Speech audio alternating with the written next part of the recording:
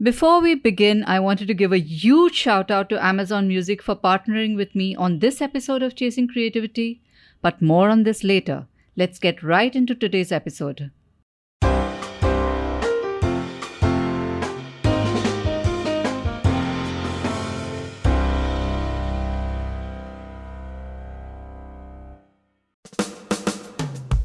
Hello and welcome to the latest episode of Chasing Creativity with Kiran Mandral. I'm your host. And today I have a very dear friend as a guest. She's a senior director at LinkedIn India, Ruchee Anand. Welcome to Chasing Creativity, Ruchee. Thank you so much, Kiran. I am so excited to be here. And You're someone I really look up to. So it's really an honor and privilege to join you today. The honor is all mine, Ruchee. Thank you for taking time out for this. Of course. I've always been fascinated, Ruchee, in a giant corporate like LinkedIn. How important is creativity? Does creativity play a role at all in all that you do? Absolutely. I mean, short answer is yes, a big yes. And the reason for that is, I would say, for any of us to feel excited to come to work every day, it's really about tapping into different ways of doing the same thing. So even if you don't want to get into work and just look at mundane things, right? But when you bring about an aspect of solving problems in a way where it's not just about coming up with a new idea every day, but if it's simplistic, the most creative ideas are the ones, to me, are the ones that are most simplistic, easy to execute, easy to understand. And, having an environment that encourages creativity. So creativity is very, very important. So how does LinkedIn foster this creativity in the workspace? To answer your question, Kiran, I'll go back to the point of what's the environment? That's very important, right? At LinkedIn, what we encourage, firstly, is we encourage taking intelligent risks. We encourage these behaviors where you can look at trying out new things. You can look at questioning status quo. One way that everyone at LinkedIn is measured, regardless of which role or level you are at, is we look at leadership, leverage, and results. Now, results is, of course, very clear. What you're expected to do, are you delivering on that? But leadership and leverage are essentially ways in which, in whatever role you are, so let's talk about leadership, your ability to inspire others, even if you're not a people manager. And when we look at some of these as measures, people come up with different ways of solving problems and taking on almost like a leadership role in solving for things that need to be fixed. Or just like, for example, just being closer to customers to understand creative ways to solve, the issues that they're facing.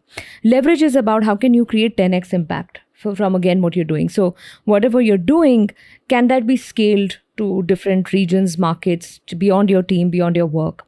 Now, when you have factors like these that are set up for measuring how you're growing, that automatically fosters a lot more creativity.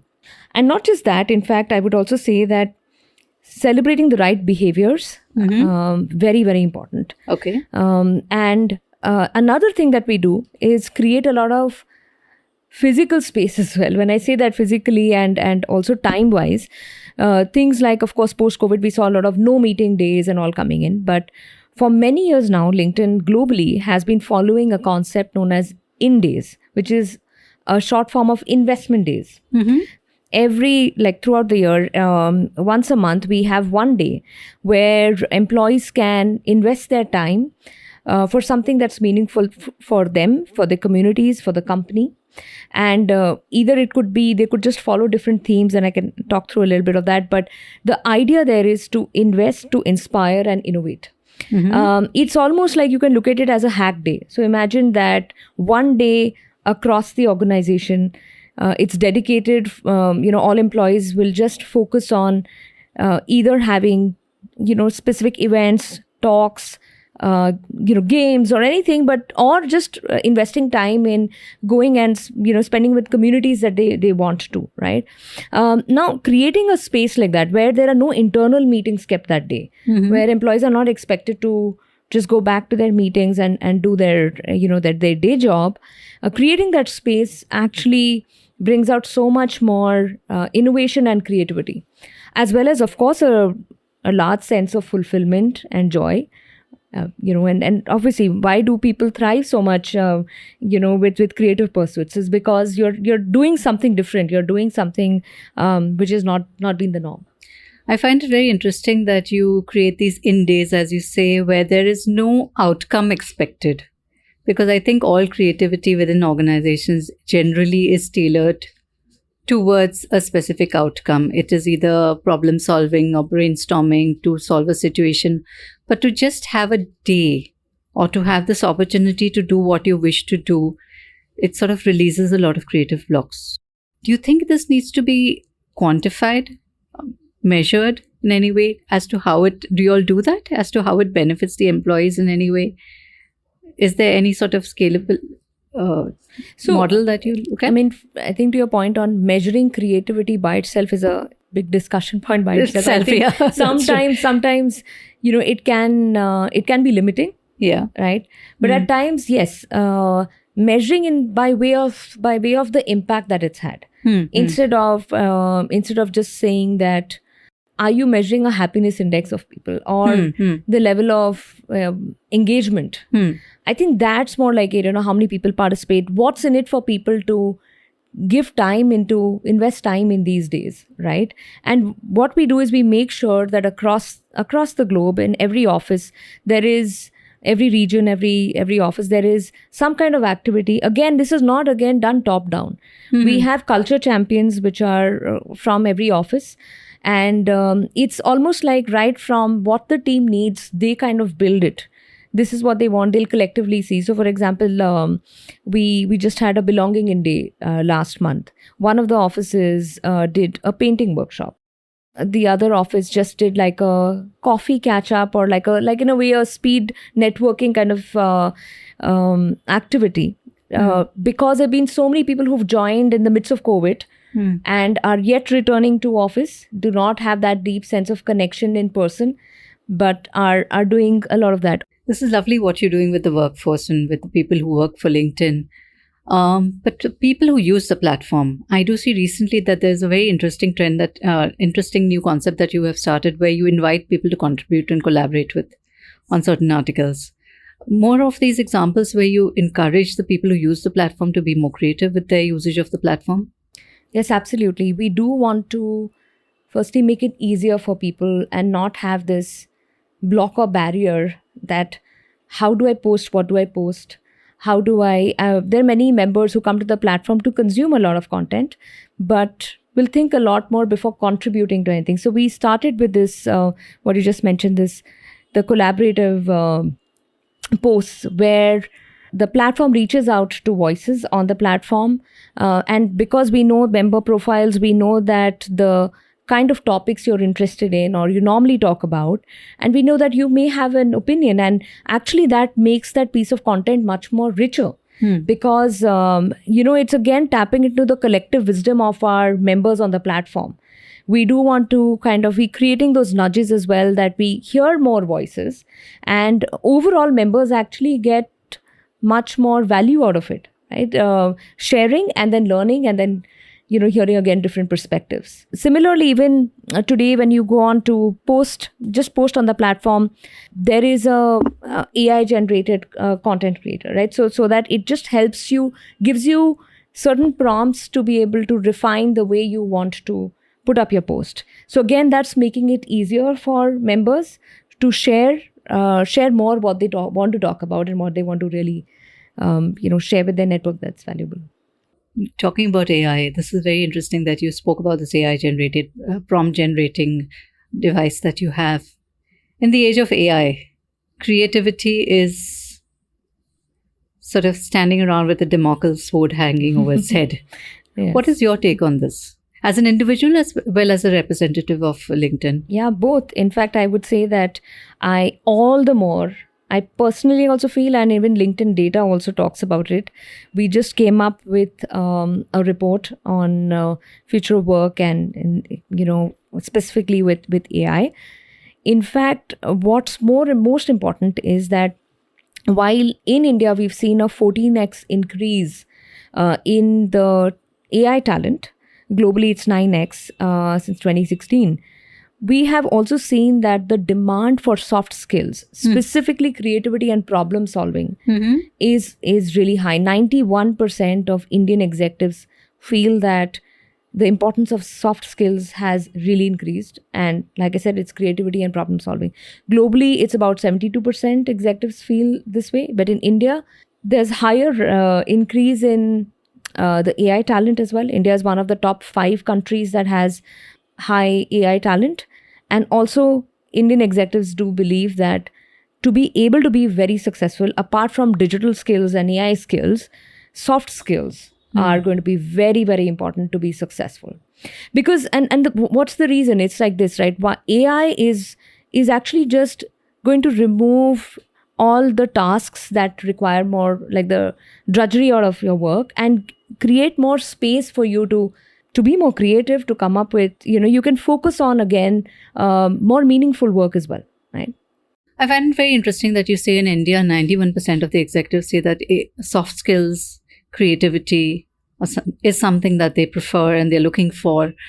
When we talk about creativity, there's normally a pushback towards too much creativity in the workspace.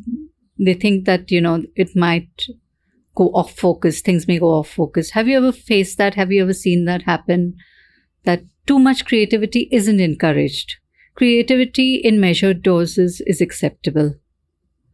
To me, Kiran, it depends on how does one define creativity and in what context, right? For it to be too much. I would rather say, like I said in the beginning, for me, creativity is all about how can you simplify a problem.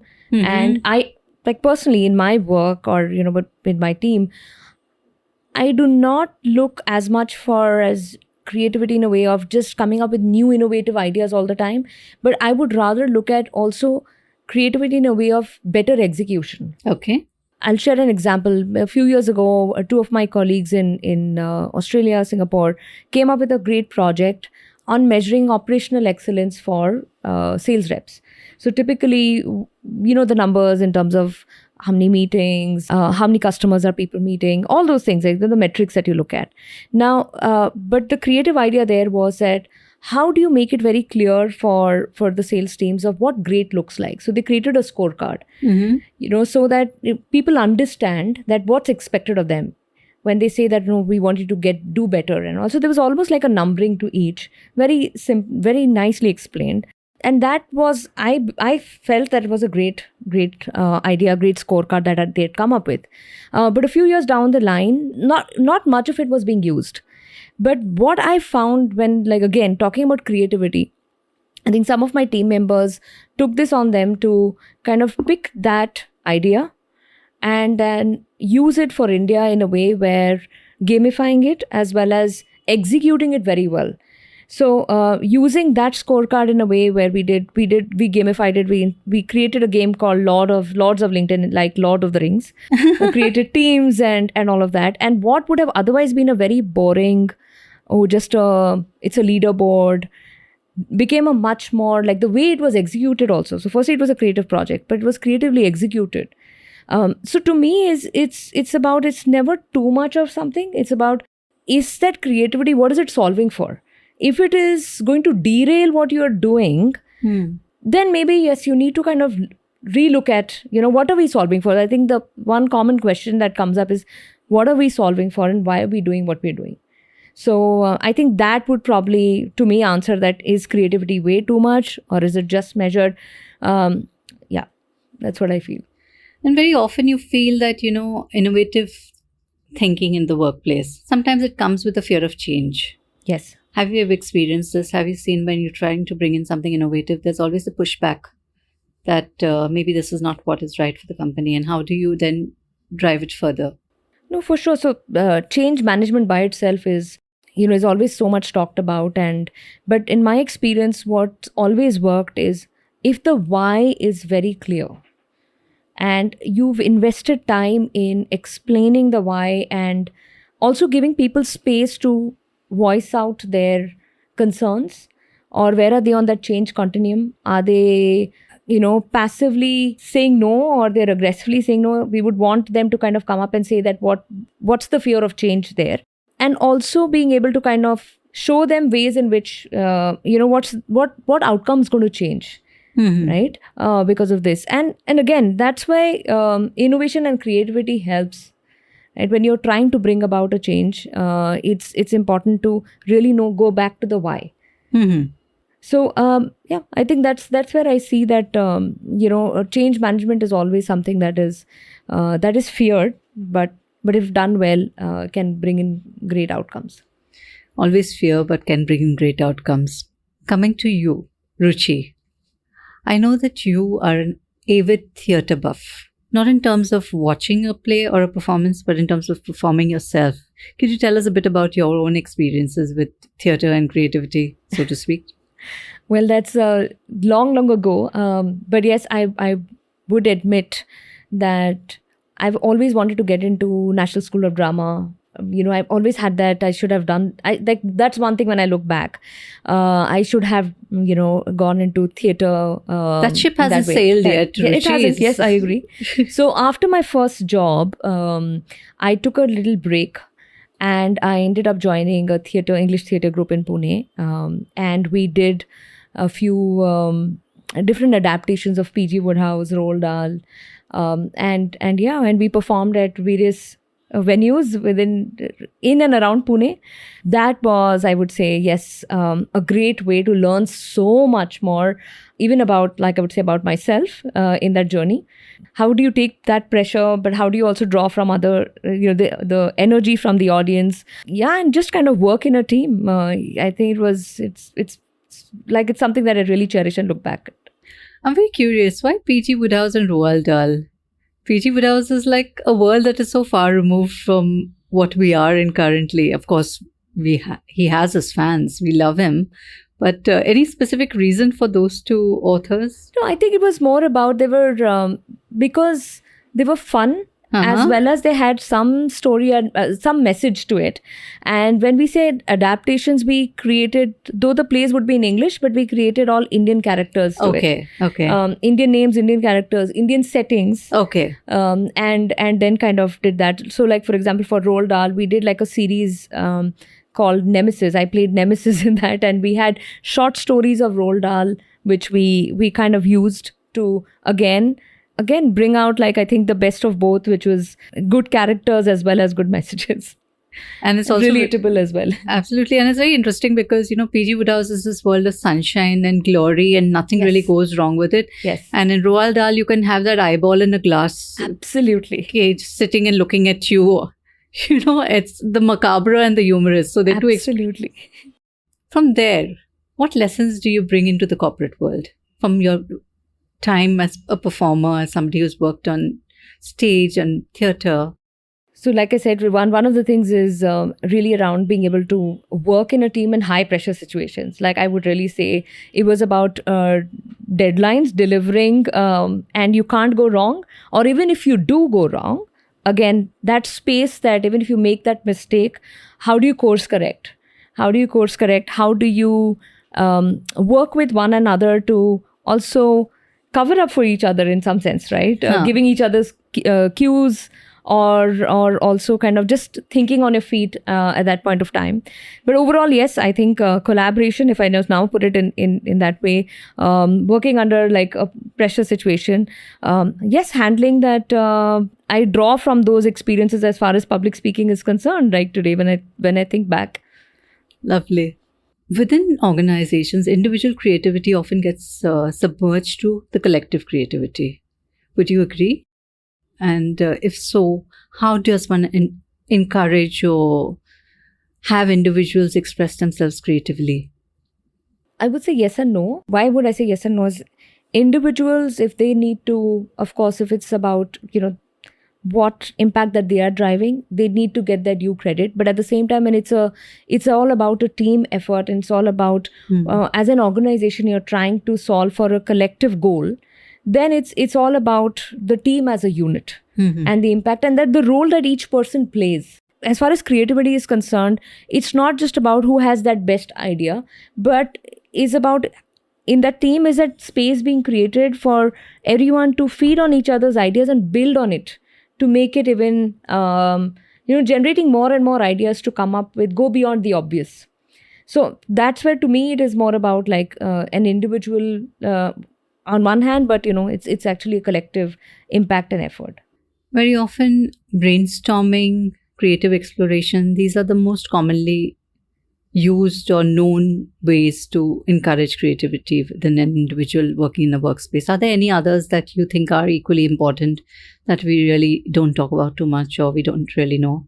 So I would say like a lot of organizations, obviously, when you talk about brainstorming, they do it in different ways with design thinking workshops and all of that. It's also in another way is giving people time and space to think and ideate by themselves and then come in together.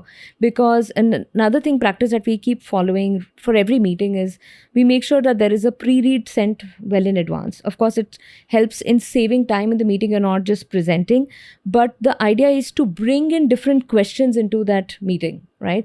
So you're not just brainstorming for more ideas, but what you're also doing is you're coming up with different questions. I think coming up with the what else question or why not question, peeling the layers is very, very important. So that's why I feel that it can be done even if it's not a specific brainstorming session, but it can be done, it can be encouraged in every other meeting that you do. So if you kind of create that space, give them time, give people time to think, prepare and come, like I find the outcome of those meetings is much, much better. Lovely. Finally, Ruchee. What does Ruchee do to encourage her own creativity? Well, I love listening to music.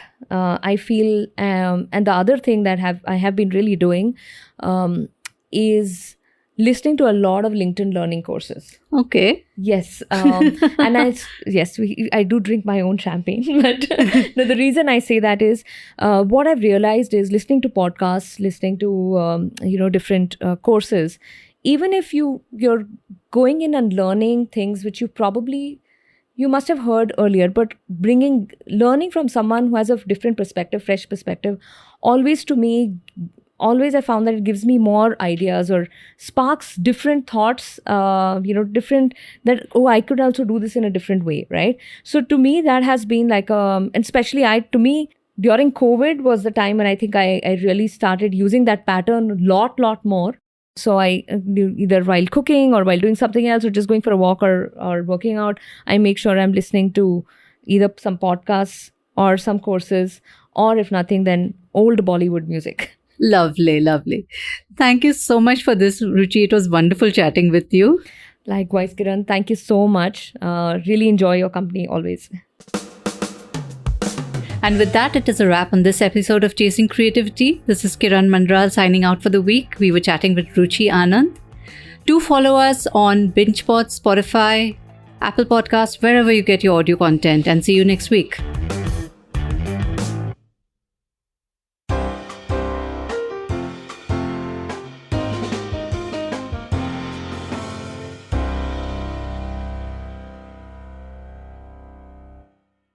Thank you for tuning into this episode of Chasing Creativity. I wanted to say thank you to Amazon Music once again for partnering with me on this episode of this podcast.